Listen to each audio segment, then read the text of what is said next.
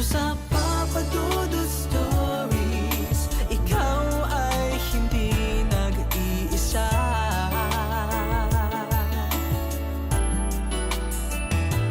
Dito sa Papa Dudut Stories, may nagmamahal sa'yo.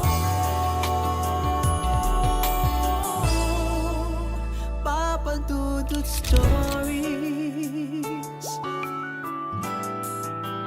Papa Dudut Stories. Dear Papa Dudut, sa lahat po ng mga nakatutok ngayon, huwag kalimutan na mag-like, mag-share at mag-subscribe.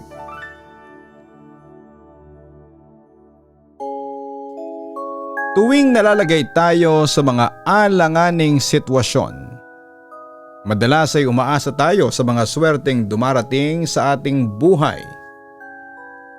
Pero paano kung ang swerteng akala mo ay siyang magpapabago sa iyong buhay, ay siya din palang bagay na magdadala sa iyo sa pagkalugmok? Dear Papa Dudut, itago niyo na lamang po ako sa pangalang Amelia. Isa po akong business owner ng isang maliit na negosyo dito sa aming probinsya. Madalas po kaming makinig ng aking mga tauhan sa inyong mga programa dahil nakakalibang naman po talaga ito, lalo na kung wala kaming ginagawa sa store.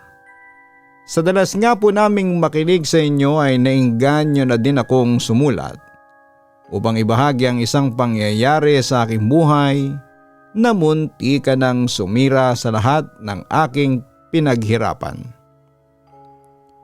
Alam naman po natin na tayong mga Pilipino ay mahilig maniwala sa mga pampaswerte, lalo na ang katulad ko na nagmamay-ari ng negosyo. May pagkakataon po kasi talaga na mahina ang kita ng aming store, ngunit kahit papaano naman ay nakakaraos kami. Ngunit dumating din po ako sa point ng aking buhay na talagang walang kinikita ang aking negosyo. Kaya naman, ilagay ko ang aking kapalaran sa swerte. Netong mga nakalipas na buwan ay may nauso pong pampaswerte na nabibili online. Ito po yung tinatawag nilang Buena Fortuna. Kung hindi po kayo pamilyar dito, ang itsura nito ay isang imahe ng babae na may piring sa mata at kulay ginto. Marami po akong naririnig tungkol sa hatid nitong swerte sa sinumang magmamay-ari nito. Sa kadahilan ng medyo desperada na ako dahil may mga tauhan din akong umaasa sa aking negosyo, ay bumili po ako nito. Medyo alangan pa ako kung magiging epektibo nga ba ito. Dahil baka isa na naman ito sa mga tinatawag nilang hoax at simpleng figurin lamang siya. Pero sa isipan ko ay wala namang mawawala sa akin kung susubukan ko ang sinasabi nilang pampaswerte. Naghintay lamang ako ng ilang araw at dumating na ito sa akin. Pagdating nito ay ginawa ko ang mga nabasa ko na mga dapat munang gawin upang gumana daw ang dala nitong swerte sa iyo. Nagsindi ako ng kandila na kulay green na siyang nagre-representa umano sa pera. Matapos nito ay pinagdasal ako ng aking hiling dito. At nagsunog ng dahon kung saan ay nakasulat ang lahat ng aking inaasam. Pwenesto ko yon sa cabinet malapit sa may pintuan upang mas maka-attract ito ng swerte. Sa mga lumipas na araw ay hindi ko kaagad naramdaman ang epekto nito sa aking negosyo. Ngunit nang lumaon ay unti-unting may mga biglang dumating na order sa amin. Tuwang-tuwa po talaga ako ng mga panahong yon dahil mukhang totoo nga ang dalang biyaya ng estatwang ito sa amin. Nagpatuloy ang ganong mga order hanggang sa nakabawi ang aking negosyo sa ilang linggong kawalan ng kita. Dahil nga naging epektibo siya sa akin, ay naglagay din ako sa aming tahanan Ipinwesto ko naman ito sa altar sa aming sala. Medyo na weirduhan pa nga sa akin ang aking asawa dahil parang kakaiba nga ang estatwa na yon kumpara sa mga usual na binibili ko. Natatawa ko na lamang siyang sinabihan na huwag niyang i-jinx ang swerteng maaaring dalhin ito sa aming bahay. Hindi kasi mahilig maniwala sa mga ganitong bagay ang aking asawa. Marahil ay dala na din na laki siya sa isang pamilya kung saan ay iniiwasan nila ang paniniwala sa mga ganitong estatwa.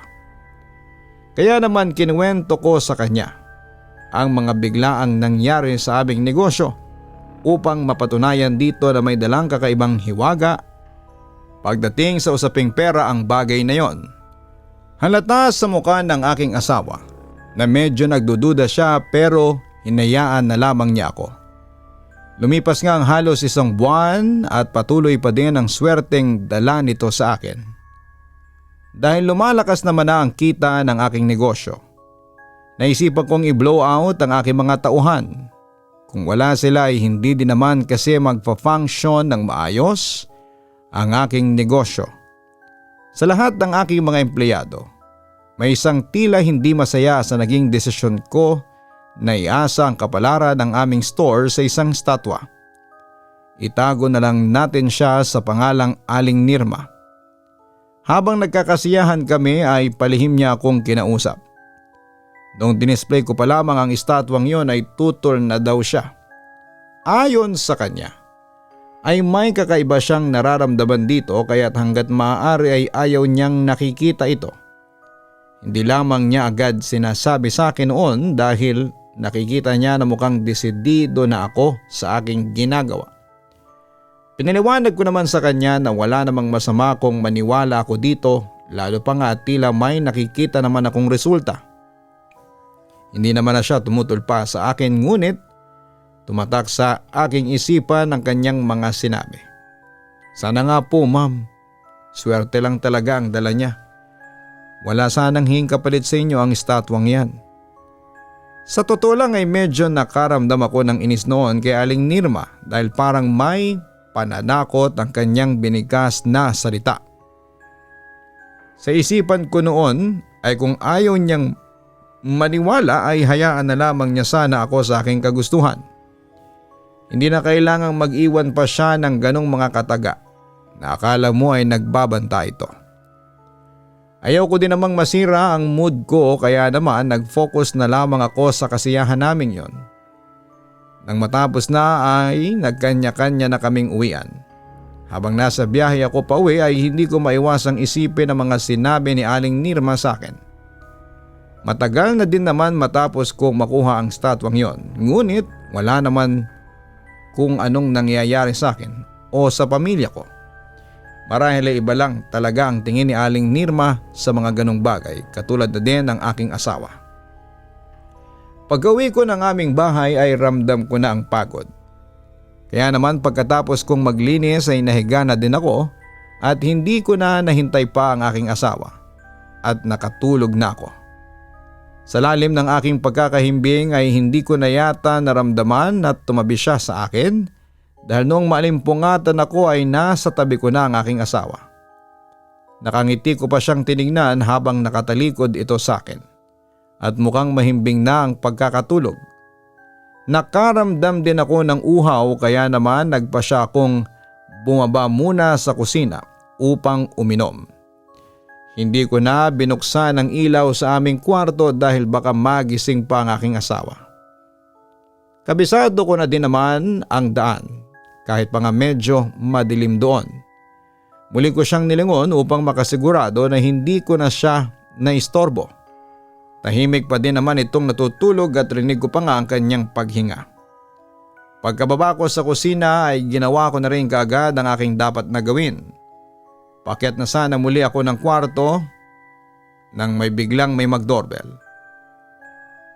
Nakakunot no akong tinignan ng oras, 12:00 na ng hating gabi. Napapatanong ako ng mga panahong yon kung sino ang bibisita sa amin ng ganong kaalanganing oras. Dahan-dahan akong nagtungo sa may bintana dahil tanaw doon ang labas ng aming pintuan.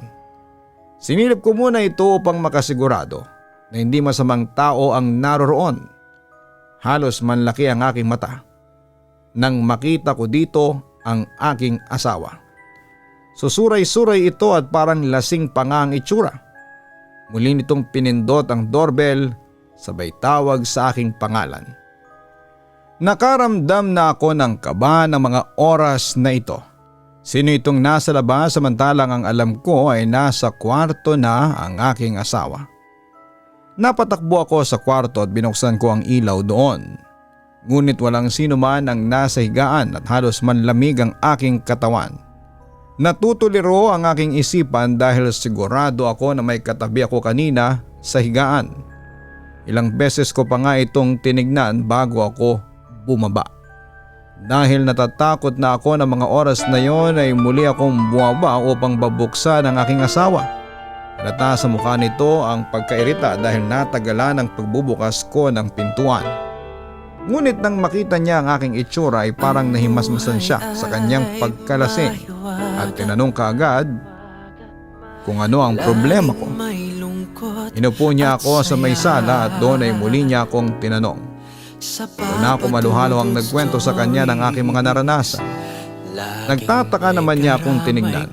Imposible daw na siya yung nasa tabi ko kanina dahil kakauwi pa lamang niya galing sa bahay ng kanyang kaibigan. Nag-text pa nga daw siya sa akin. Wala naman ako nabasang text noon dahil nga pagka-uwi ko ay nakatulog na rin agad ako. Tinanong ko din siya kung bakit hindi na lamang niya ginamit ang kanyang susi upang makapasok sa bahay. Nakalimutan daw niya ito sa aming silid kaya naman nag-doorbell na lamang siya. Nang magaya na siyang umakyat sa kwarto. Medyo alanganin pa ako dahil nga sa nangyari kanina. Nakita naman ito ng aking asawa at sinabi nito na marahil daw ay namali lamang ako ng tingin. Dahil madilim nga sa kwarto at medyo lasing din ako dahil nga sa party namin kanina. Baka daw napagkamalan ko na yung unan na naroroon ay siya kaya wag na daw akong matakot na bumalik sa aming silid. Bagaman at may alinlangan ako ay sumunod na rin ako sa aking asawa. Mas panatag na din naman ang aking kalooban dahil nasa bahay na siya at alam kong may kasama na talaga ako. Nang gabing yon ay hindi talaga mawala sa aking isipan ang bagay na yon. Kaya naman kinabukasan ay medyo aantok-antok akong pumasok. Napansin naman ito ng aking mga tauhan maging ni Aling Nirma. Nang magtanghalian kami ay tinanong ako ng mga ito kung bakit daw parang puyat na puyat ako. Biniro pa nila ako na mukhang tinamaan daw ako ng husto. Sa aming kasiyahan kahapon kaya may hangover pa ako. Nginitian ko na lamang sila dahil wala din ako sa mood ng mga oras na yon upang makipagbiruan sa kanila. Tanging si Aling Nirma lamang ang siyang tahimik na nakamasid sa akin at hindi ako ginugulo.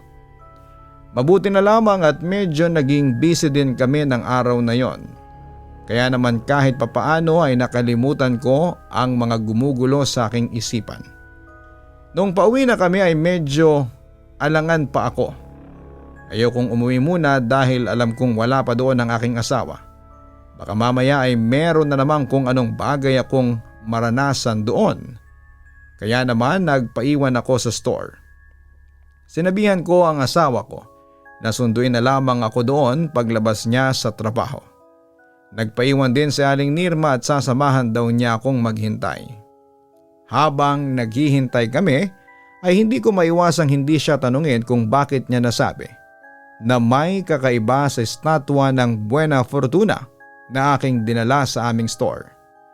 Sinagot naman niya agad ako na simula kasi noong dalhin ko ang estatwang yon ay may kakaiba na siyang nararamdaman doon sa aming store.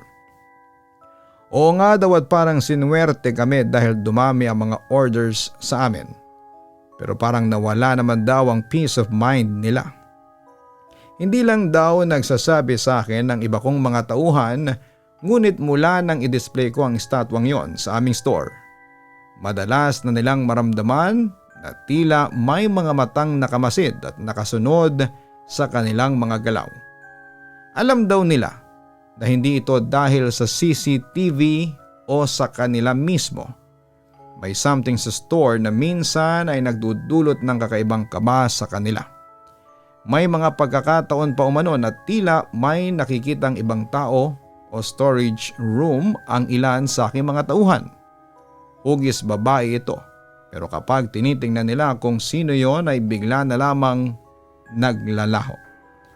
Matapos kong marinig ang paliwanag ni Aling Nirma ay hindi maiwasang pumasok sa aking isipan ang nangyari kagabi. Ikinuwento ko ito kay Aling Nirma at sinabi nito na baka dahil ito doon sa i-display ko ding Buena Fortuna na estatwa sa bahay kaya may kakaiba din akong nararamdaman. Hindi ko tuloy maiwasang mapatingin sa statue nito na nakadisplay sa aming opisina. Ito nga kaya ang dahilan ng mga kakaibang pangyayari na nagaganap sa akin. Matapos ng pag-uusap namin ni Aling Nirma ay mas lalong nadagdagan ang aking mga isipin.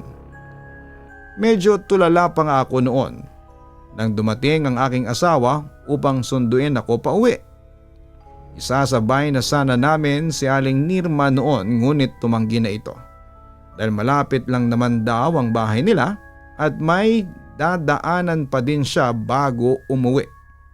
Hindi ko alam kung bakit pero habang tinatanaw kong naglalakad palayo si Aling Nirma ay parang may kakaibang kaba akong naramdaman sa aking dibdib. Hahabulin ko sana siya upang yayain muli na sumabay sa amin pero sinabi ng asawa ko na huwag na dahil mukhang ayaw talaga nito.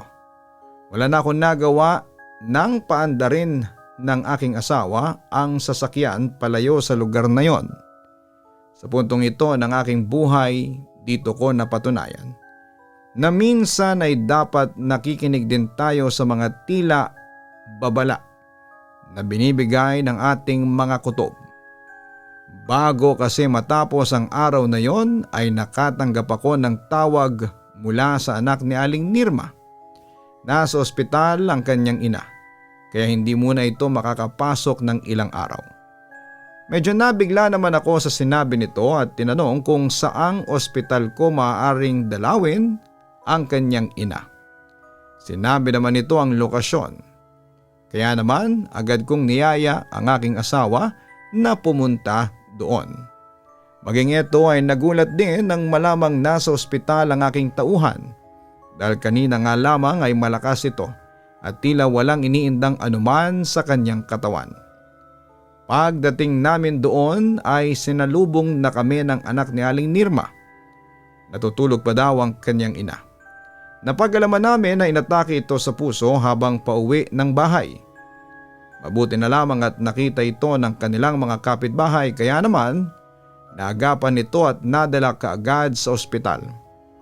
Hinintay namin ng aking asawa na magkamalay si Aling Nirma dahil gusto rin namin siyang kamustahin. Nang magising siya ay naluluhan niya akong kinausap. Madiin ang pagkakasabi nito na itapon ko na ang estatwang nilagay ko sa aming store dahil kapahamakan lamang sa mga taong nakapaligid sa akin ang dala nito. Hindi ko naman maintindihan ang kanyang sinasabi kaya naman tinanong ko siya kung ano ang nais niyang ipahiwatig dito. Dito niya ibinahagi sa amin ang naganap sa kanya. Naglalakad na siya pauwi noon nang makaramdam siya ng tila may nagmamasid at nakasunod sa kanya. Nung una'y hindi niya ito pinapansin, ngunit habang nagtatagal ay nararamdaman niyang palapit ito ng palapit sa kanyang kinakaroonan. Kaya naman doon na niya naisip na kumprontahin ang sinumang naroroon. Paglingon niya sa kanyang likuran at sa paligid ay wala naman siyang nakitang kung sino. Kaya naman nagpasa siyang ipagpatuloy na ang kanyang paglalakad. Ngunit pagharap niya ay doon niya nakita ang isang babae na may mahabang buhok, nakatayo lamang ito na para bang may hinihintay at nakabaling ang kanyang ulo sa may gilid. Hindi na daw sana niya ito bibigyan pa ng pansin. Ngunit nung humakbang kasi siya palakad ay humakbang din ito. Tila ginagaya nito ang kanyang ginagawa ngunit hindi naman ito nakatingin sa kanya. kaya medyo duda din siya sa kanyang naiisip. Upang tingnan kung tama nga ang kanyang hinala ay humakbang muli siya. Ganon muli ang ginawa ng babaeng nasa harapan niya. Nakaramdam na siya ng takot ng mga oras na yon, kaya naman sa ibang way na lamang sana siya dadaan upang iwasan ito. Ngunit nagulat siya nang bigla itong mabilis na naglakad patungo sa kanyang direksyon. Tila kinakaladkad lamang nito ang kanyang mga paa, kaya naman napatakbo siya palayo dito.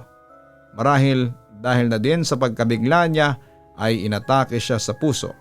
Bago pa man siya makarating sa kanilang bahay, habang wala siyang malay ay doon niya na-realize na ang babaeng nakaharang sa kanya na yon ay kamukha ng statwang nasa aming store. Humingi siya ng paumanhin sa akin, kaya't hanggat naroroon daw ang bagay na yon ay hindi siya babalik sa aming store. Tahimik lamang ako sa buong biyahe namin pauwi ng aking asawa. Hindi ko alam kung maniniwala ba ako sa mga sinabi sa akin ni Aling Nirma. Ayoko namang mawala ang isa sa mga pinakamatagal at pinagkakatiwalaan kong tauhan sa store, ngunit ayoko ding tanggalin ang nagbibigay ng suwerte sa akin. Upang makapagdesisyon ay humingi ako ng tulong sa aking asawa.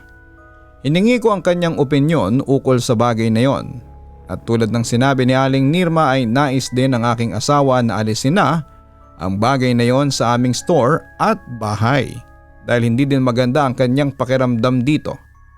Nagdadalawang isip talaga ako, kaya naman sinabihan ko noon ang aking asawa na titignan ko muna at baka naman kasi nagkataon lang ang mga naganap at nagkakamali lamang ang aming tauhan sa kanyang mga nakikita. Napabuntong hininga lamang ang aking asawa, sabay sabi sa akin na nagtanong pa daw ako sa kanya, hindi ko naman pala ito susundin at papairaling ko lamang ang katigasan ng aking ulo. Sumama ang loob ko sa mga sinabi niyang ito. Sa isipan ko ay hindi niya ako naiintindihan, kaya gano'n na lamang siyang magsalita sa akin. Pagdating namin sa bahay ay hindi ko siya pinansin at dumiretso na lamang sa aming kwarto upang matulog. Naramdaman ko na tumabi siya sa akin, ngunit hindi ko pa din siya pinansin. Hanggang kinabukasan ay hindi kami nagpansin ng mag-asawa. Medyo nalulungkot din ako dahil ngayon lamang kami nagkaroon ng ganitong tampuhan. Ngunit ewan ko ba kung bakit parang mas mahirap sa akin ngayon na magpatawad, samantalang dati ay konting lambing lamang ng aking asawa ay nagiging okay na ako.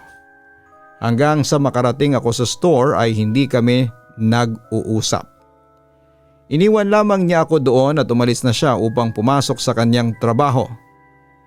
Ni simpleng pagsasabi ng goodbye ay hindi nito sinabi. Kaya naman mas lalong nadagdagan ang aking sama ng loob.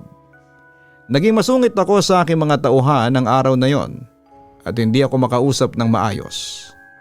Ang ginawa ko na lamang ay nagdasal ako sa statwa ng Buena Fortuna. Itong aking kinakausap na akala mo naman ay sasagot talaga ito sa akin.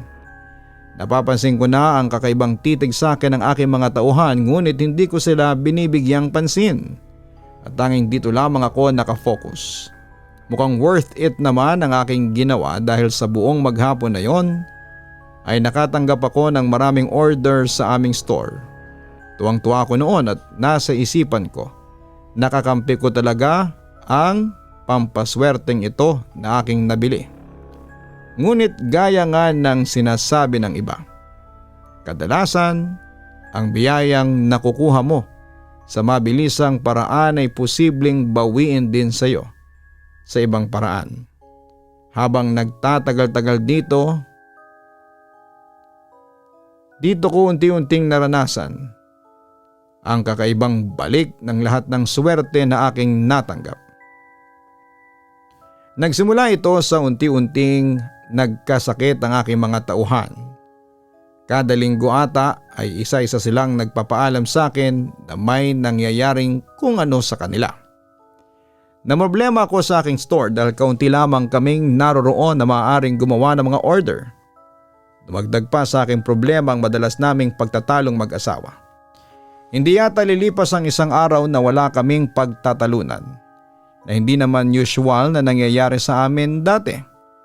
Parang may kung ano kasi sa aking kaloob-looban na tila puno ng galit na siyang nagiging dahilan kung bakit mabilis uminit ang aking ulo. Ilang araw pa nga ang lumipas matapos magsimula ang mga pangyayaring ito, ay unti-unti ding nawala ang aming mga customers. Dahil kakaunti na nga kaming nasa store dahil ang iba ay may sakit. Naapektuhan nito ang kalidad ng aming mga trabaho. Hindi na rin ako makatanggap ng maraming order. Kaya naman sa iba na nagpunta ang aming mga customer. Ang dati saga ng negosyo ko ay unti-unting muling nawala ng kita. Kahit na anong gawin kong pagdarasal sa aking itinuturing na pampaswerte ay wala na itong epekto. Puro kamalasan ang sumunod sa aking buhay. Hindi ko na talaga alam ang aking gagawin ng mga panahong yon. Wala din akong asawang malapitan dahil nga sa tuwing nag-uusap kami ay nauuwi lang din sa away. Nagdesisyon akong pansamantala munang isara ang store dahil halos wala na talagang nabebenta dito. Nang araw na sinarado ko ito ay malungkot akong umuwi sa bahay. Katahimikan ang sumalubong sa akin na siyang dumagdag sa aking nararamdaman. Nagpasya ako na mahiga na lamang muna sa sofa sa sala upang maipahinga ang gulong-gulo kong utak ng mga panahong ito. Ipinikit ko muna ang aking mata upang ipahinga ito. Habang nasa ganon akong posisyon, ay bigla akong nakaramdam ng kakaiba sa aking paligid. Agad kong dinilat ang aking mga mata at akmang tatayo na sana sa pagkakahiga. Ngunit hindi ko may galaw ang aking katawan. Pinilit kong ikilos kahit pa nga ang aking mga daliri ngunit bigo ako. Maya-maya ay nakarinig ako ng mga mabibigat na hakbang na papalapit sa akin. Gusto ko mang tingnan kung kanino nang gagaling ang mga yabag ng paa na yon, ngunit hindi ko talaga magawang igalaw ang aking katawan.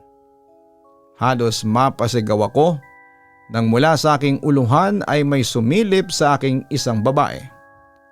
Mahaba ang medyo wavy nitong buhok at ang mga mata nito ay namumuti. Kahit ganoon ay ramdam ko ang tila titig nito na tumatagos sa aking pagkatao. Halos naiiyak na ako ng mga oras na yon dahil sa sobrang takot na aking nararamdaman. Ilang saglit pa ay inilapit nito ang kanyang mukha sa akin at marahang ngumiti.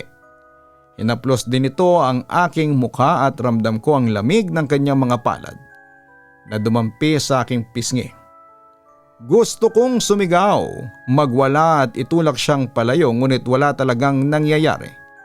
Paralisado ako ng oras na yon at akala ko ay mananatili lamang ako sa ganong kalagayan, ngunit nang biglang bumukas ang pintuan sa bahay, ay bigla ding nawala ang babaeng yon.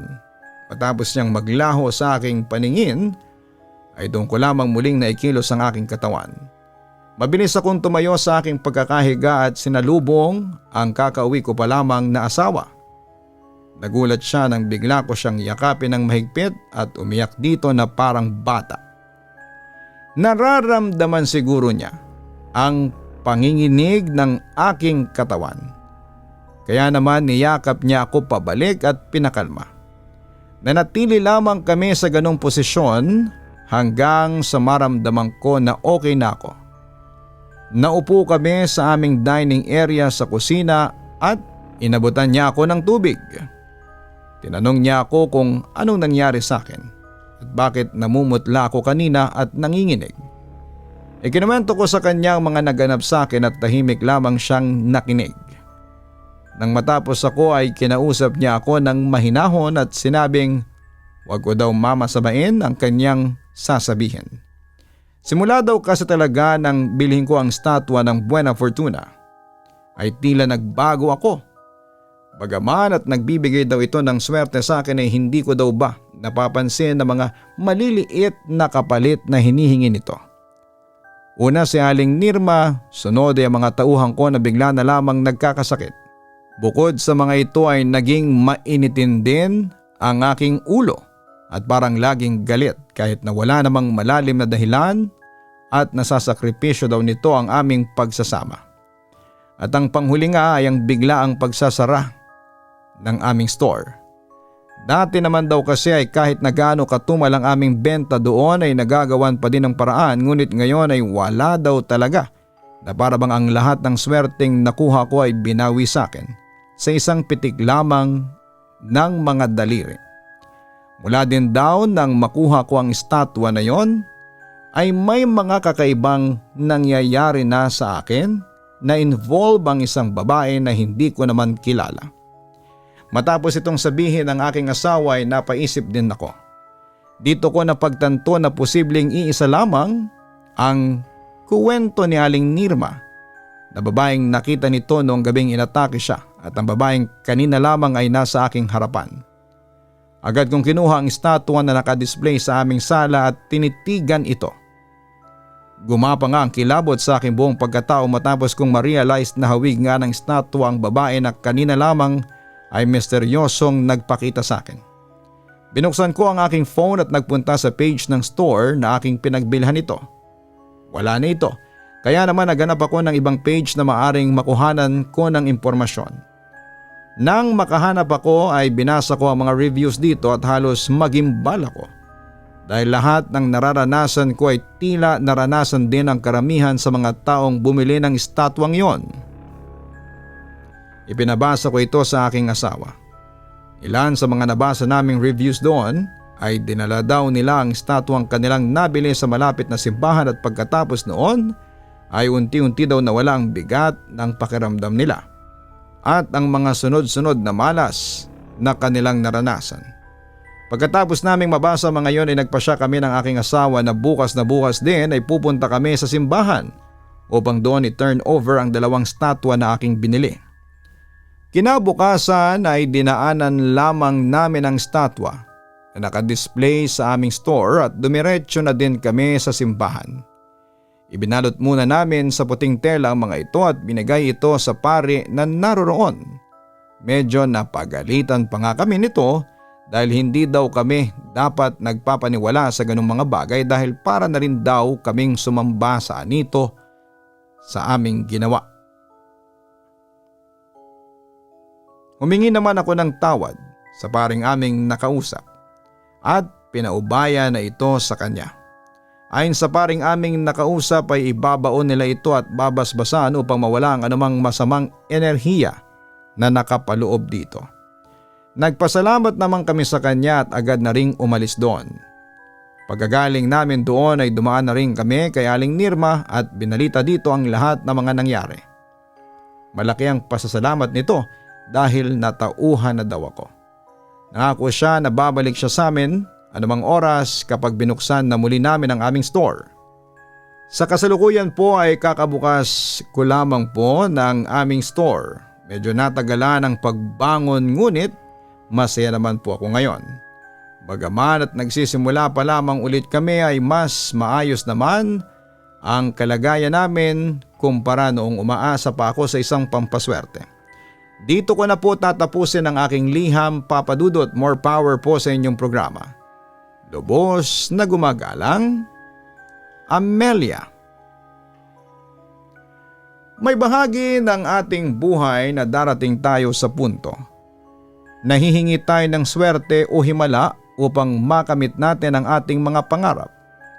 Ngunit bago sana tayo umasa dito, lagi sana nating tandaan na mas masarap sa pakiramdam ng lahat ng iyong mga pinapangarap ay iyong nakamit dahil sa sarili mong pagsisikap.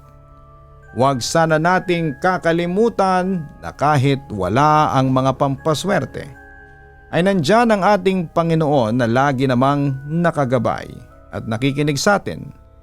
Kailangan lamang na tayo'y kumilos din dahil ang katuparan ng ating mga mithiin sa buhay ay sa ating mga palad din na kasalalay.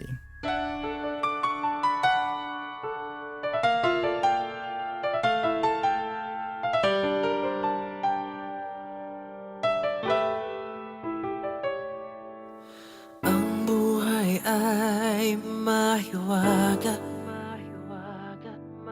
laging may lungkot at saya.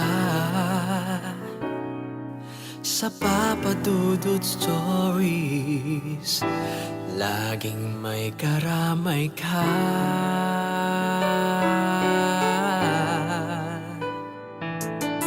Mga problemang kay bigat, dito ay pakikinggan ka. Sa Papa Dudut Stories, kami ay iyong kasama. Dito sa Papa Dudut Stories, ikaw ay hindi nag-iisa.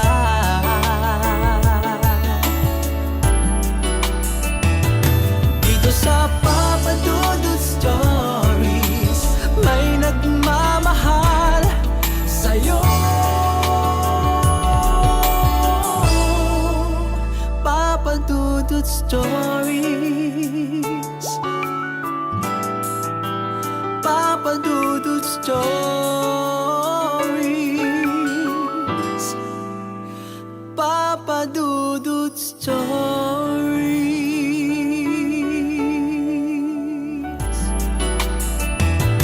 Dito sa Papa Dudut Stories, may nagmamahal sa'yo. Papa Dudut Stories,